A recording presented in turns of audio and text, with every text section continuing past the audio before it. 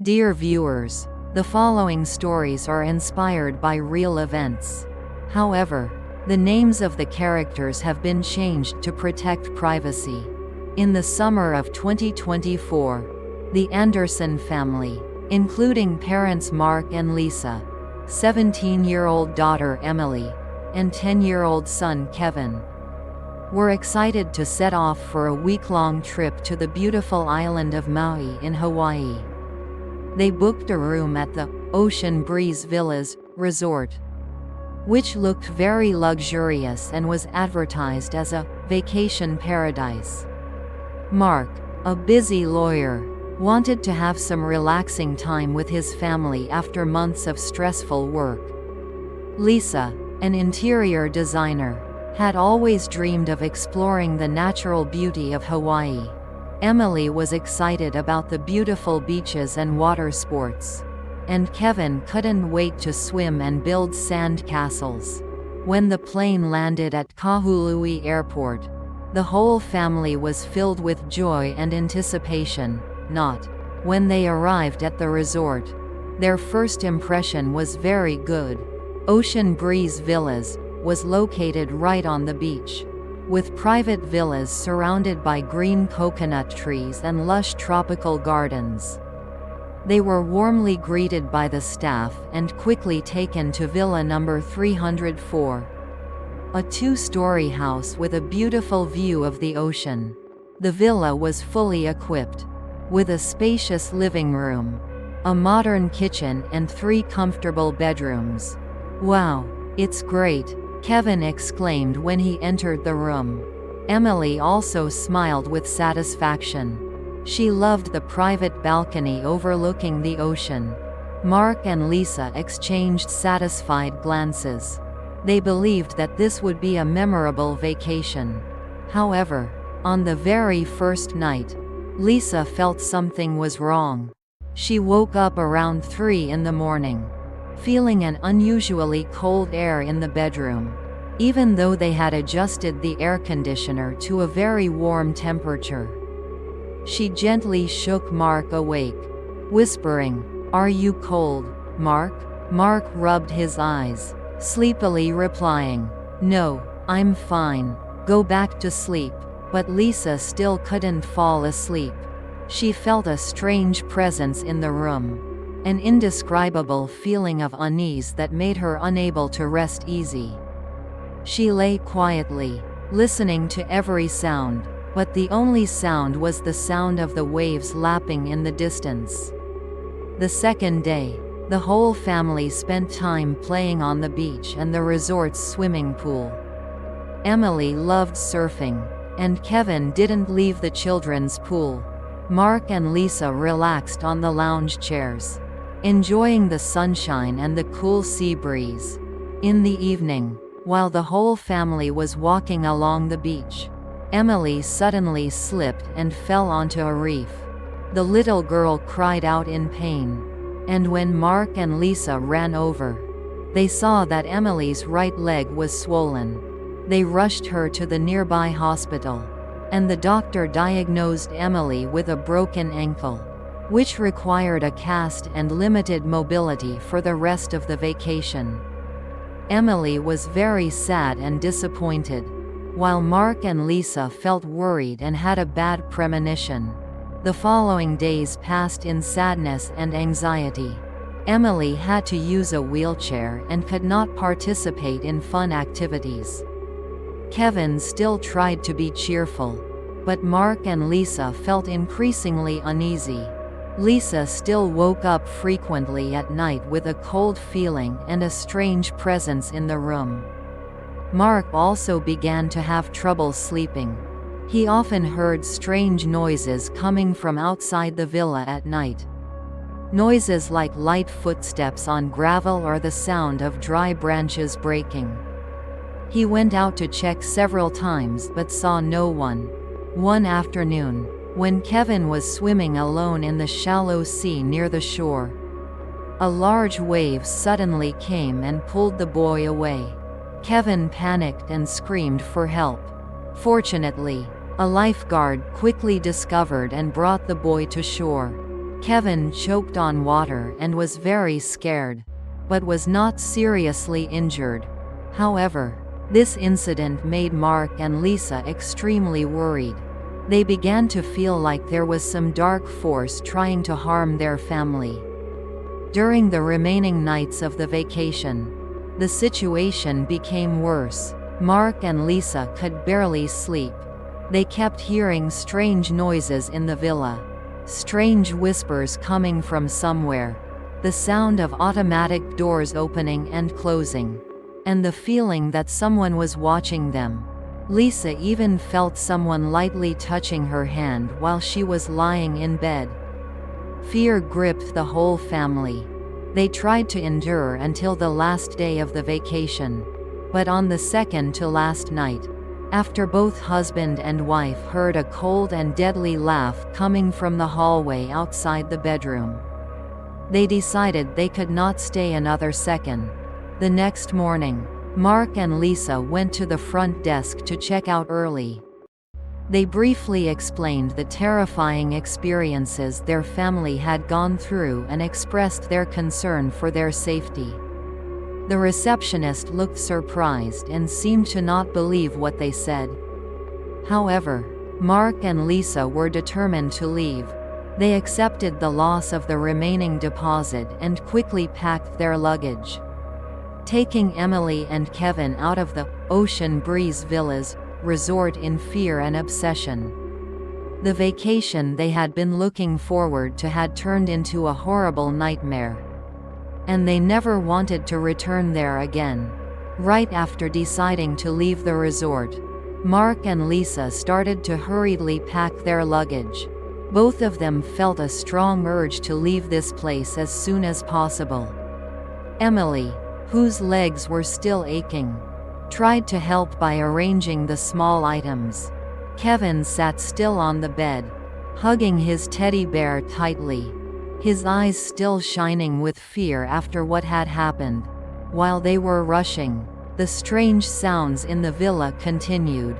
They heard soft whispers from the next room, the sound of the bathroom door opening and closing automatically, and the feeling of someone watching them from down the hall grew stronger. "Hurry up, we have to go," Mark said, his voice strained. Lisa nodded, trying to ignore the ominous sounds around them. When they reached the front desk to check out, they were met by a young female clerk with a forced smile. Mark gave her a brief explanation of why they wanted to check out early. But the clerk didn't seem surprised. "I'm sorry to hear that," she said in a mechanical voice, devoid of emotion. "However, according to resort policy, your deposit is non-refundable." Mark was in no mood to argue about money. "We don't care about money anymore," he said, his voice firm. "We just want to get out of here." The receptionist's indifferent attitude made Lisa feel strange, as if similar things had happened here before. While Mark was checking out, Emily, who was sitting in a wheelchair nearby, suddenly screamed. Everyone in the lobby turned around in surprise. Emily pointed to the end of the hallway, which led to the restaurant area. I just saw a figure go through the wall," she stuttered, her face pale with fear. Mark and Lisa rushed to their daughter's side, but when they looked toward the hallway, they saw nothing. Several other guests were also curious and were talking excitedly about what had just happened. This incident made the Anderson family even more certain that the resort was indeed haunted. On the way to the airport, the weather suddenly took a turn for the worse. The clear blue sky had been replaced by dark clouds, and a strong wind began to blow violently, shaking their car. The rain began to fall heavily. Visibility became limited. Lisa felt a surge of anxiety. "I don't like this weather at all," she said, her voice trembling. Mark tried to stay calm, concentrating on driving. "It's okay. It's probably just a shower." but he couldn't deny the uneasiness that was spreading in the air. They felt like there was an invisible force trying to prevent them from leaving this island. At the airport, while waiting for their flight, they sat in the waiting area. Kevin was still a little scared after the incident at the beach. He didn't leave his parents' side for a moment. Suddenly, Lisa heard a familiar voice nearby. It was a middle-aged woman telling her friend about her horrible vacation at the Ocean Breeze Villas resort. She told of strange noises in her room, a feeling of being watched, and one night she saw a figure standing at the end of her bed. Lisa and Mark exchanged surprised glances, not expecting that someone else had experienced the same thing in the same place.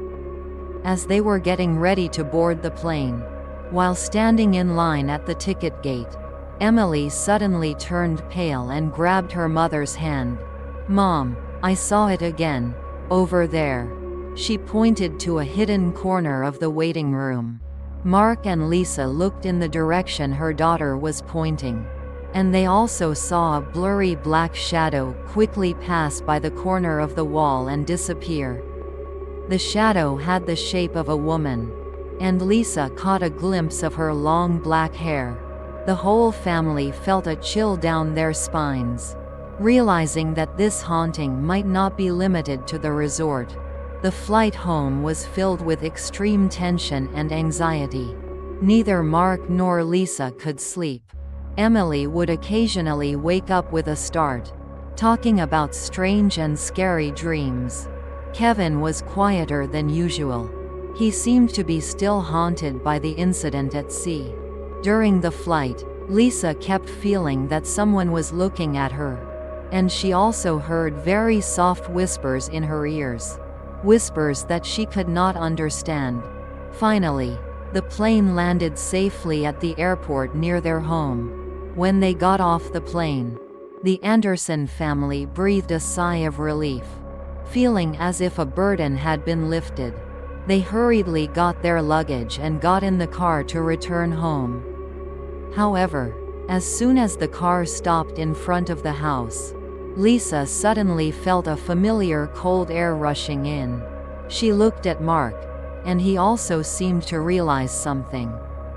They both looked at each other with worried eyes. Perhaps they had brought something back from Hawaii. The first night back home, everything seemed peaceful, but deep down, every member of the Anderson family felt an indescribable unease. Lisa could not sleep. She kept tossing and turning in bed, listening to every little noise in the house. Mark too. He felt a cold breeze in the bedroom, even though the air conditioner was off. Emily and Kevin slept in the same room. Both of them were unusually quiet. Suddenly, Lisa smelled a faint scent, a salty smell of the sea. Even though they were thousands of miles away from the shore, she gently shook Mark awake, whispering, "Do you smell anything strange?" Mark took a deep breath and shook his head, but his expression was not very comfortable. In the following days, strange phenomena began to appear in their house. Emily said that she often saw a dark shadow gliding at the end of the hallway at night. Kevin said that he heard a whisper calling his name while playing alone in his room. Lisa felt more and more clearly the feeling of being watched, especially when she was alone in the house. She often startled and turned around because she felt like someone was standing right behind her. But there was no one. One evening, while she was cooking in the kitchen, all the kitchen cabinet doors suddenly opened, causing her to scream in fear. Even Mark, who was always skeptical about the supernatural, began to experience strange things. He often heard light footsteps on the floor at night, even though no one was walking around. One time, while he was working in the living room, a book on the shelf suddenly fell without any impact. He also felt the temperature in the room suddenly drop. and a cold air enveloped him for a few seconds. He could not explain these things in a reasonable way. The Anderson family was extremely confused and scared. They started searching the internet for information about the Ocean Breeze Villas resort in Hawaii, hoping to find some clue about the strange phenomena they had experienced. After hours of searching, they found several forums and social media sites where people had shared similar terrifying experiences at the resort. They told of strange noises, shadowy figures, and a feeling of being constantly watched. Some even said they had seen the ghost of a young woman wandering the resort. As they read the accounts, the Andersons realized that they were not the only ones experiencing these things.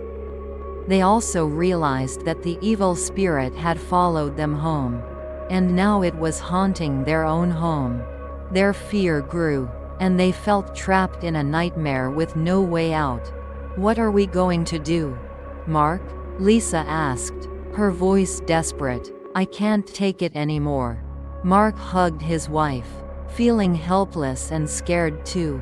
"I don't know, Lisa, I really don't know." After many sleepless nights and living in fear, the Andersons decided to seek outside help.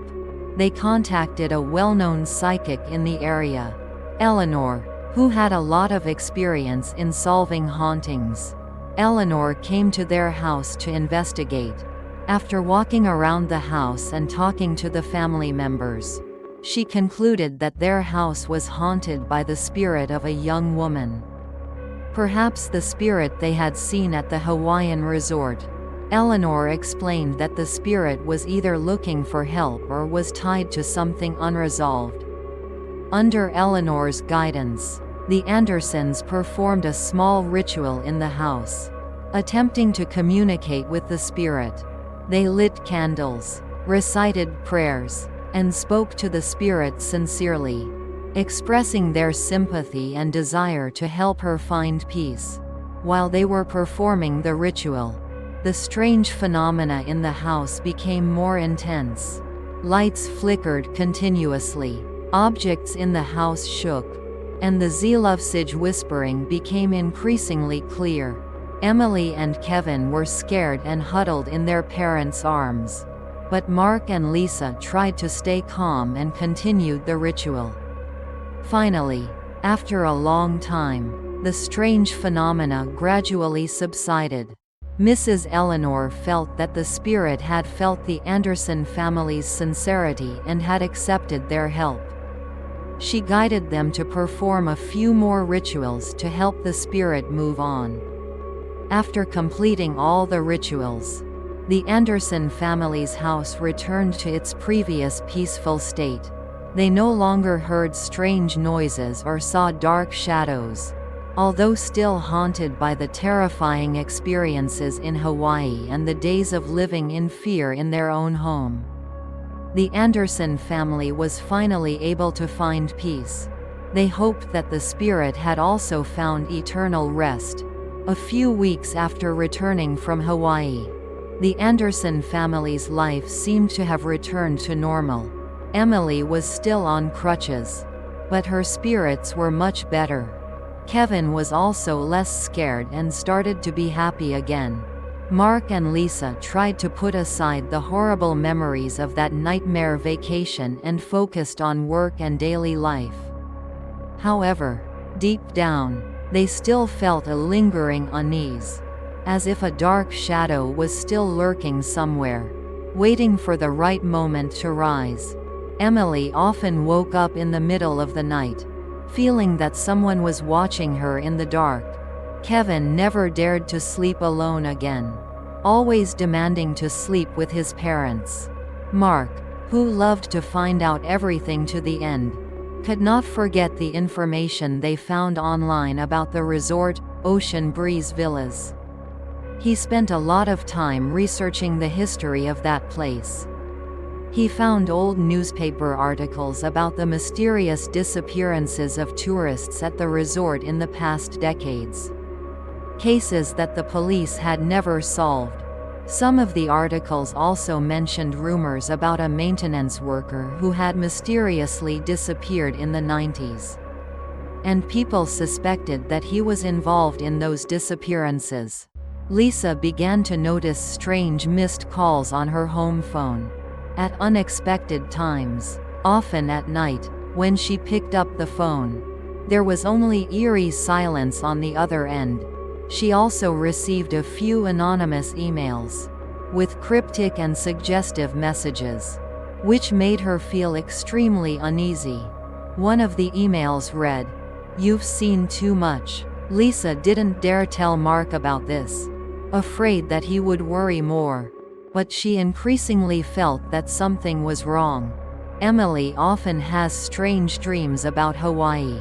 She dreams that she is in a resort, wandering in the dark. She sees the vague figure of the woman they met. But this time, there is also a tall man in a black raincoat standing in the distance, staring at her with angry eyes. Emily wakes up in fear, cold sweat all over her body. But she cannot remember the man's face clearly. One afternoon, when Kevin was playing in the front yard, he suddenly ran into the house with a panicked expression. "Mom, Dad, I just saw a strange man standing across the street, looking at our house," the boy stammered. Mark and Lisa rushed outside, but when they looked, there was no one. However, Kevin insisted that he had seen it very clearly, and that the man looked very scary, and that he had seen him at the Hawaii resort before. Mark continued to search the internet and eventually found an old newspaper article from 1998 about the disappearance of a maintenance worker at Ocean Breeze Villas, named Richard Miller. Another strange coincidence in the name. The article described Richard as a tall man who often wore a black raincoat when working at night. Mark felt a creepy coincidence with the image that Emily had dreamed of and Kevin had seen. He began to suspect that the things they had experienced in Hawaii were not simply haunted, but might also be related to a real murderer. The Anderson family began to feel like someone was watching them. They always felt like there was a scary gaze watching their every move. The missed calls and anonymous emails continued, and Emily's strange dreams became more and more terrifying. They locked their doors carefully at night and were always on the lookout for any unusual signs. Fear and tension gripped their home, turning what had once been a peaceful home into a living hell. One night, while the family slept soundly, they were awakened by a loud noise downstairs. Mark quickly jumped up, grabbed a baseball bat, and quietly went down the stairs. When he reached the living room, he was horrified to see that the back door had been forced open, and a tall figure wearing a black raincoat was standing in the doorway. The figure turned around, and in the dim moonlight, Mark recognized the cold face and eyes of the maintenance man who had disappeared years ago. Richard Miller. The man smiled faintly, a smile that chilled Mark to the bone, and he slowly walked into the house. Mark stood frozen at the foot of the stairs, the baseball bat in his hand shaking. Richard Miller's face was clearly visible in the dim moonlight shining through the back door. His eyes dark and emotionless. His cold smile made Mark feel a kind of utter horror, a primal fear he had never experienced before. "You saw things you shouldn't have seen," Richard whispered, his voice hoarse and zealous, each word like a knife cutting through the still air. He slowly walked into the living room, his heavy feet carrying the darkness. "Stay away from my family," Mark shouted, trying to regain his composure and raising the baseball bat. Richard paused for a moment. Then he laughed, a hoarse and mocking laugh. "You think you can escape? No one can escape me. No one." He took a few steps forward, his eyes fixed on Mark, like a hungry wolf looking at its prey. Mark felt cold all over. He knew he was facing a crazy and extremely dangerous person. Mark's scream woke Lisa upstairs. She quickly jumped up, her heart pounding in her chest. She rushed out of the bedroom, running towards the stairs. When she looked down, she was horrified to see the tall figure of Richard Miller standing in the living room. Opposite Mark, she screamed in horror, waking up Emily and Kevin, who were sleeping soundly in the next room. "Mark, run!" Lisa shouted, but her voice was hoarse with fear. Emily and Kevin woke up suddenly to their mother's scream. Both children rubbed their eyes, looking at each other in confusion. Then, they heard hurried footsteps and shouting coming from downstairs. Fear spread quickly. Emily tried to sit up despite her aching legs, and Kevin hugged his teddy bear tightly, his eyes wide with horror. They didn't understand what was happening, but they knew something very bad was happening to their family. Mark rushed to attack Richard with the baseball bat, but the killer seemed to have anticipated his move. He quickly dodged and swung his fist hard at Mark's face, sending him tumbling to the floor. The baseball bat flew away. Mark held his face, blood starting to flow from his nose. Richard stood there, looking down at Mark with a terrifying gaze. "It was stupid to resist," he said, his voice cold. "Now it's your wife and children's turn." Lisa rushed down the stairs. She could no longer think, only knowing that she had to protect her children. She picked up a heavy metal table lamp nearby and rushed towards Richard, swinging it hard at his head. Richard was suddenly attacked. He roared in pain and held his head and backed away. That was Lisa's only chance. "Emily, Kevin, run!" she shouted, signaling her children to escape. Emily, despite her broken leg, still tried her best to move. She crawled out of the bedroom, dragging Kevin, who was screaming in fear. Lisa tried to hold Richard's leg, but he was too strong and aggressive. He pushed Lisa to the side, causing her to hit her head against the wall and fall unconscious. Richard turned around, looking at Emily and Kevin, who were trying to escape out the back door. A deadly glint flashed in his eyes, just as Richard was about to chase after the two children. Mark, despite his injuries, managed to get up. He picked up a shiny kitchen knife from the nearby dining table and rushed towards Richard from behind. He stabbed the knife into his back. Richard let out a painful roar and spun around, grabbing Mark by the collar.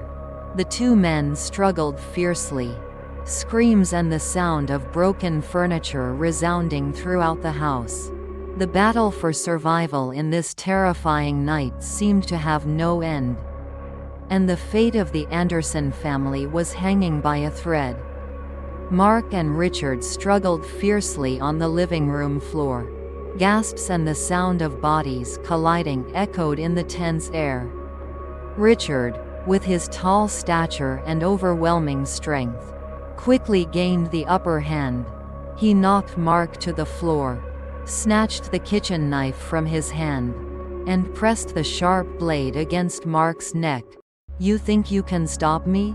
Richard growled, his breath giving off a foul stench. Mark tried to fight back, but the wound on his face left him dizzy and weak. Meanwhile, Emily, with her broken leg, tried her best to crawl towards the back door, dragging Kevin, who was sobbing in fear. The boy kept calling his parents' names, but no one answered. Emily felt a surge of despair in her heart. She knew that if they didn't escape, the whole family would be in danger.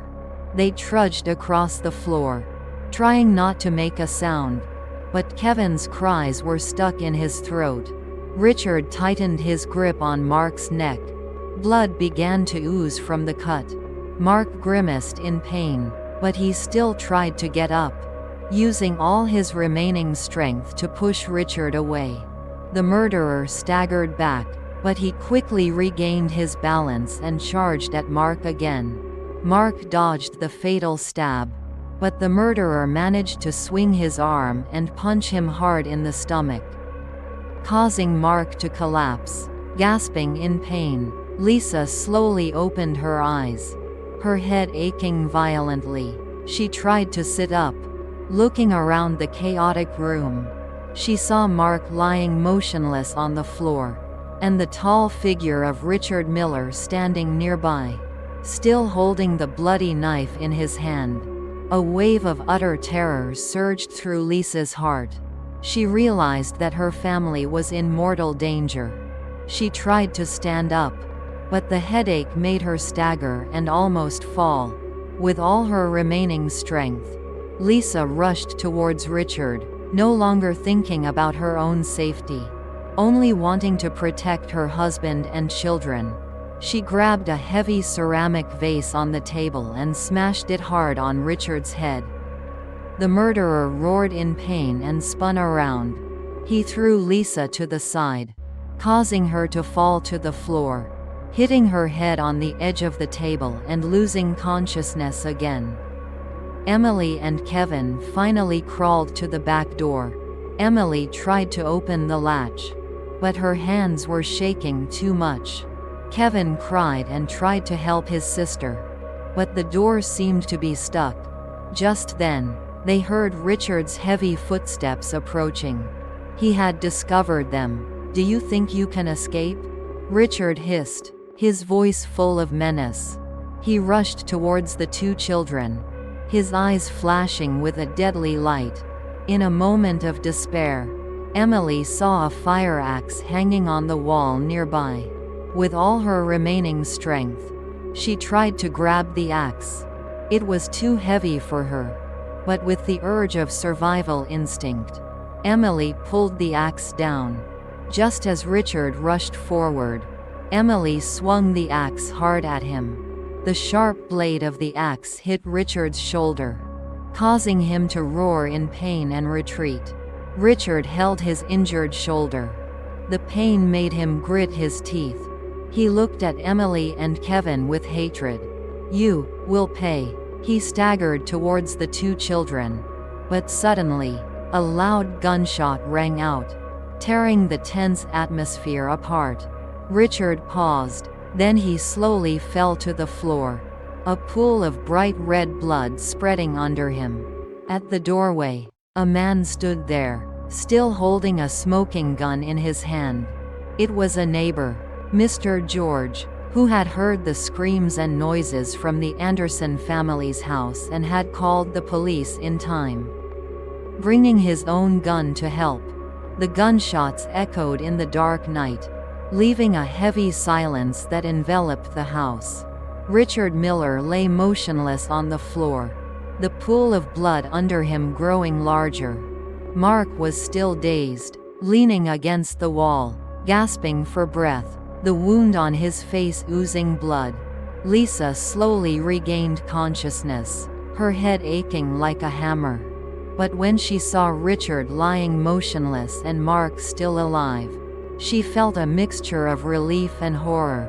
Emily and Kevin hugged each other tightly, still trembling with fear, but their eyes turned to Mr. George, the good neighbor who was standing at the doorway, the gun in his hand still smoking. Is everyone okay?" Mr. George asked, his voice trembling, his face full of worry. Just a few minutes later, the shrill sirens of police cars and ambulances echoed throughout the quiet forest, tearing apart the stillness of the night. Flashing red and blue lights illuminated the entire front garden. The cars stopped abruptly, and very quickly, uniformed police officers rushed into the house, followed by paramedics. Their appearance brought a sense of security, but at the same time added to the chaos and tension in the house. The police quickly arrived at the scene. ordered everyone to stay put, and began to cordon off the area. Several officers approached Richard Miller, checked his pulse, and confirmed that he was dead. Others interviewed Mr. George, who had fired the shots, and recorded his initial statement about what had happened. Mr. George said that he heard screams and loud noises from the Andersons' house, and out of concern, he brought his gun over to check. When he saw Richard Miller attacking Mark, he was forced to shoot in self-defense and to protect the neighbor's family. Meanwhile, paramedics quickly approached Mark and Lisa. They checked Mark's wounds, stopped the bleeding, and gave him first aid. Lisa was examined more closely because she had been unconscious twice. Fortunately, their injuries were not too serious. Emily and Kevin were also examined by paramedics. They were shocked and frightened, but not physically injured. The paramedics calmed the two children and gave them some sugar water. The police officers began to conduct a detailed investigation. They took pictures of the scene, collected evidence, including the kitchen knife that Richard Miller used and the fire axe that Emily had wielded in self-defense. They also examined the traces of a break-in at the back door and took statements from Mark, Lisa, Emily and Kevin.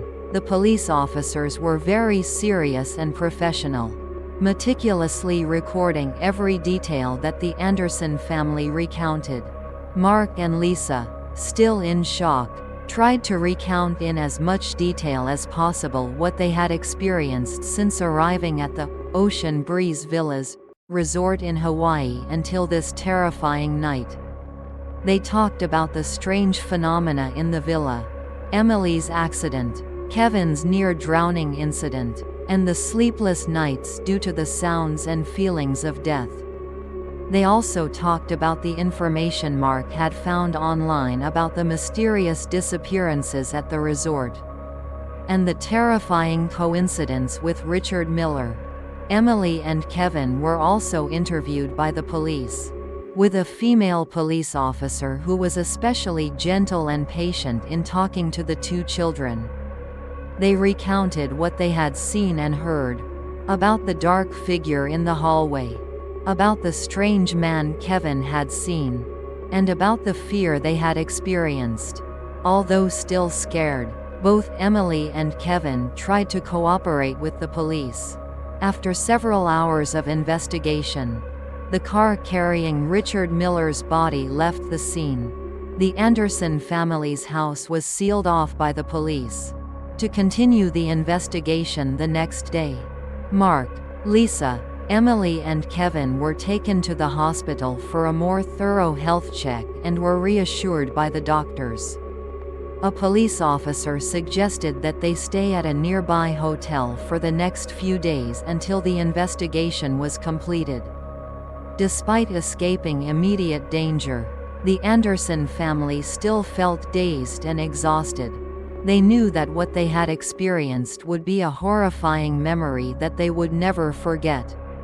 In the temporary hotel room, the Anderson family was still filled with shock and fatigue. Emily sat quietly in her wheelchair, her eyes occasionally looking out the window, as if she was still trying to escape the horrifying memories. Kevin was always close to his parents, not wanting to leave them for even a second. Mark and Lisa sat across from each other, exchanging worried glances. "I still can't believe this happened to us," Lisa said softly, her voice still trembling. "Why did he do this? Why us?" Mark sighed, hugging his wife's arm. "I don't know either, Lisa, but the police will find out the truth." The next morning, a detective named David Miller, an odd coincidence for the last name, contacted the Anderson family. He was the lead investigator on the case. Detective Miller politely invited them to the police station to give a more detailed statement. At the police station, they were taken to a small interrogation room. where Detective Miller kindly asked about their health before starting the conversation. Mark and Lisa recounted their entire story again. From their first days at the Ocean Breeze Villas resort in Hawaii, to the terrifying night when Richard Miller broke into their home. They described in detail the strange phenomena they experienced at the resort. The unsettling feelings, Emily's accident, Kevin's incident at sea, and the sleepless nights caused by the deadly sounds. They also mentioned the information Mark had found online about Richard Miller, and the mysterious disappearances at the resort. Detective Miller listened attentively to them, occasionally asking questions to clarify some details. He was particularly interested in why Richard Miller had targeted the Anderson family. Mark and Lisa tried to recall any interactions with Richard Miller at the resort. No matter how small, they remembered seeing him a few times, usually at night, while he was working. They also remembered that he had a strange appearance and was quiet. Emily and Kevin were also asked about what they had seen and heard, and they both mentioned the shadow of Richard Miller's death. After taking statements from the Anderson family, Detective Miller shared some of the initial information about Richard Miller that the police had gathered. They confirmed that Richard Miller was indeed the maintenance worker who had been missing at Ocean Breeze Villas since 1998. It is worth mentioning that, before his disappearance, Richard Miller had a not-so-good history, having been fired from a previous job due to strange and disturbing behavior. The police also discovered that Richard Miller's wife had mysteriously died at the resort in the 90s. And this case had never been solved. Detective Miller contacted the police in Hawaii and asked them to further investigate the history of Ocean Breeze Villas, and the connection between Richard Miller and the previous disappearances. He also asked them to consider whether there was any connection between Richard Miller and the Anderson family. While waiting for information from Hawaii, the local police continued to perform an autopsy on Richard Miller and investigate the crime scene at the Anderson family home. A few days later, Detective Miller calls Mark and Lisa, informing them that they have received some important information from Hawaii. The investigation reveals that Richard Miller's wife died in an accident at the resort, falling from a third-floor balcony. However, Richard Miller has always believed that his wife's death was not an accident, but was caused by some deadly supernatural force at the resort. He has become obsessed with the idea of avenging his wife and believes that the visitors to the resort are all bad luck that caused her death. Detective Miller suspects that Richard Miller has been following the Anderson family at the resort and believes that they have seen or know something about the force that he believes killed his wife.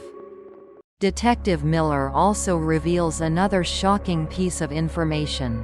They have found a diary hidden in Richard Miller's bedroom at the resort.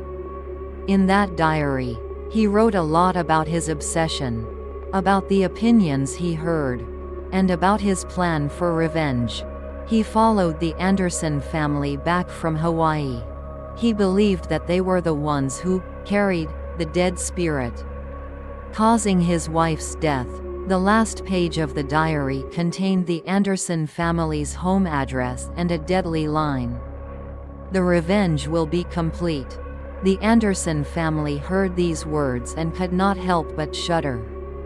They realized that they had become the target of an unstable, vengeful psychopath, and what they had experienced was just the beginning of a more terrifying nightmare. The weeks that followed that terrible night passed slowly and painfully for the Anderson family. Even though Richard Miller was dead and the police had completed their investigation, their home no longer felt safe. Emily was still on crutches. and she was often startled in her sleep, haunted by nightmares about Richard Miller and the ghost in Hawaii. Kevin became quieter and more withdrawn, clinging to his parents and never daring to be alone in his room.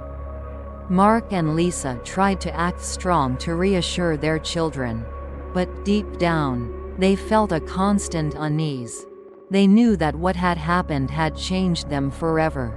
Emily began to have increasingly terrible nightmares about the woman they had seen in Hawaii. In those dreams, the ghost of the woman always appeared with a sad and resentful face. But this time, Richard Miller also appeared, standing next to the ghost, pointing at the Anderson family with eyes full of hatred and accusation.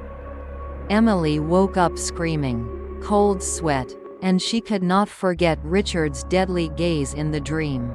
Lisa began to hear soft whispers in the house, the same sounds she had heard at the Hawaii resort. At first, she tried to reassure herself that it was just her being too sensitive after what had happened.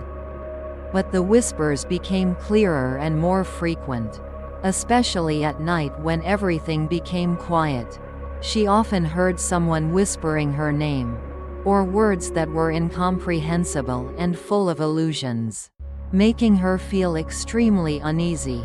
Mark, still recovering from his injuries, became obsessed with learning more about the history of the Ocean Breeze Villas resort and any information related to Richard Miller.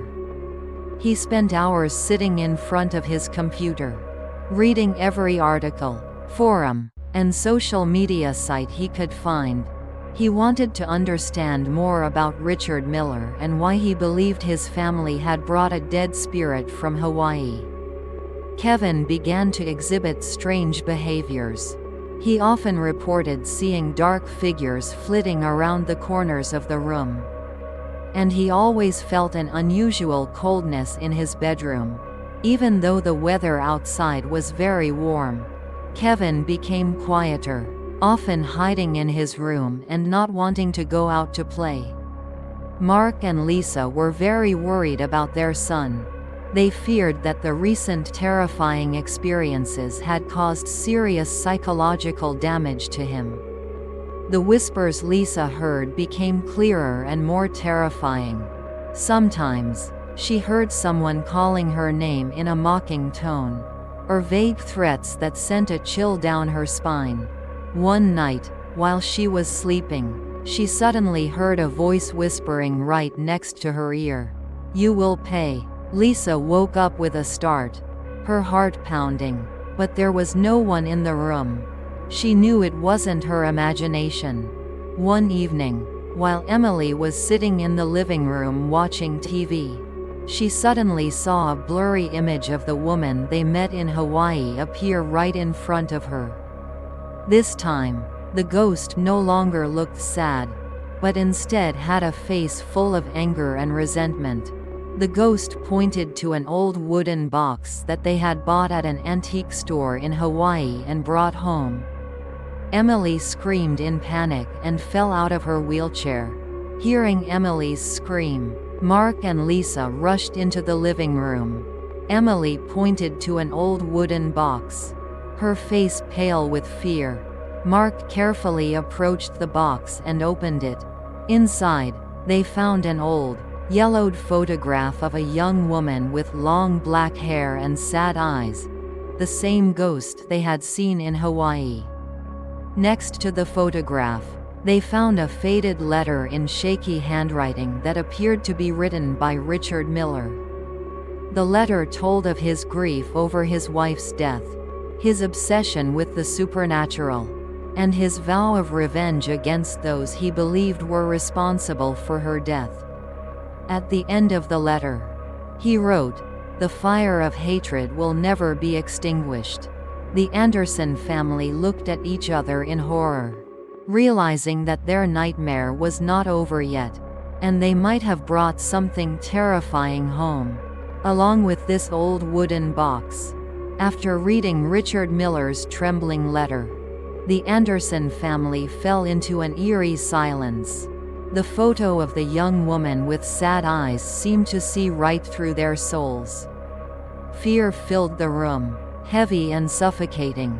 "So, he believes we brought this home," Mark said softly, his voice filled with horror. Lisa hugged Emily and Kevin tightly, tears streaming down her cheeks. "What should we do? He's dead, but what about this?" Kevin said shakily. "I'm scared. I don't want to be here anymore." Emily, still weak, nodded in agreement, her eyes filled with terror. The very next morning, Mark called Eleanor, the psychic they had asked for help earlier. He told her about their new findings, about the photo and Richard Miller's letter. Eleanor listened silently, then sighed. "I fear that the spirit that Richard Miller spoke of is still there. And his hatred has made it stronger. You need to act immediately." Eleanor instructed them to prepare for a final ritual, an attempt to free the spirit and protect their home. She asked them to find certain items and prepare a quiet space to perform the ritual that night. Following Eleanor's instructions, the Anderson family began to prepare. They searched for the items she requested, including white candles, holy water, and some special herbs. Lisa cleaned the living room, creating a spacious and quiet space. Emily and Kevin, though still scared, tried to help their parents. The atmosphere in the house became tense and solemn. They knew that this was their final battle with the terrifying force that was haunting them. Mark silently prayed for the safety of his family. As night fell, the strange phenomena in the house began to become more intense. Doors slammed shut automatically, the paintings on the walls shook violently, and the deathly whispers became more and more distinct, as if many voices were whispering curses together. The temperature in the living room suddenly dropped, and a cold chill enveloped everyone. Emily and Kevin hugged their parents tightly, both of them trembling with fear. Lisa felt a cold hand lightly touch the back of her neck, causing her to turn around in surprise. But no one was there. Mrs. Eleanor arrived around midnight. She brought a bag full of strange items and began to prepare for the ritual. She drew strange circles on the floor with white chalk, placed candles around it, and sprinkled special herbs. The Anderson family and Mrs. Eleanor stood in a circle in the middle of the living room. Eleanor began to recite the curses in a deep and powerful voice. The candles swayed violently, and the atmosphere in the room became extremely tense. Suddenly, a strong wind blew through the living room, extinguishing all the candles. The room was plunged into pitch-black darkness. A terrifying scream rang out, and a blurry figure of a woman appeared in the middle of the circle. The ghost's face was clearly visible in the darkness, full of anger and resentment. Her long black hair fluttered in the wind, and her eyes glowed ominously.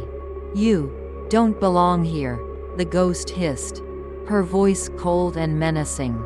Eleanor quickly relit the candles and continued to recite the terrifying words. Mark and Lisa hugged their children tightly, trying to calm them down. Emily, despite her fear, still held tightly to the cross that Eleanor had given her. Kevin closed his eyes and prayed. The ghost roared angrily. It rushed towards the Anderson family, trying to attack them, but Mrs. Eleanor raised a holy water bottle and threw it at the ghost. The ghost screeched in pain and retreated.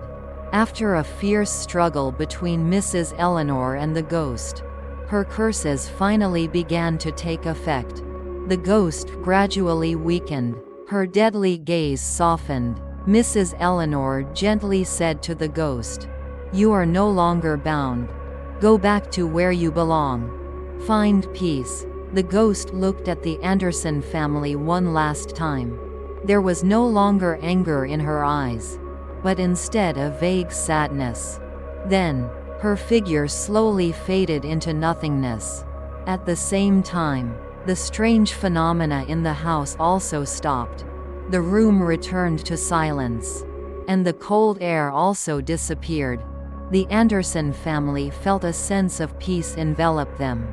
They know that their nightmare is finally over. And the deadly flames of hatred have completely died down. They will never forget what happened. But they will learn to move on and appreciate what they have. Dear friends, the story has ended. If you find this story meaningful, please click the like button and subscribe to the channel to follow the next videos.